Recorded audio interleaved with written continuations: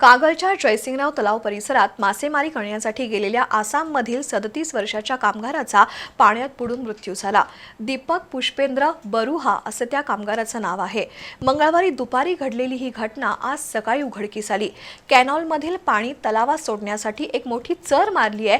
त्या चरीत दीपक बरुहाचा मृतदेह आढळला।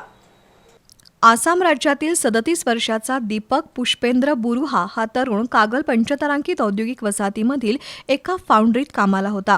पत्नी आणि मुलासह तो कागलमधील श्रमिक वसाहतीत भाड्याच्या घरात राहत होता। मंगळवारी दुपारी मासेमारी करण्यासाठी आणि सरपण गोळा करण्यासाठी दीपक बरुहा आपल्या मित्राबरोबर जयसिंगराव तलाव परिसरात गेला होता। बरुहाचा मित्र मासेमारीसाठी तलावाच्या काठावर बसला होता, तर बरुहा सरपण गोळा करण्याकरिता तलावाच्या परिसरात फिरत होता। याच परिसरात कॅनॉलमधील पाणी जयसिंगराव तलावात सोडण्यासाठी एक खोल चर खोदली आहे। पाय घसरून दीपक बरुहा चरीत पडला, पण ही बाब त्याच्या मित्राच्या लक्षात आली नाही। मित्रानं दीपकचा शोध घेतला, पण तो सापडला नसल्यानं कागल पोलिसात वर्दी देण्यात आली।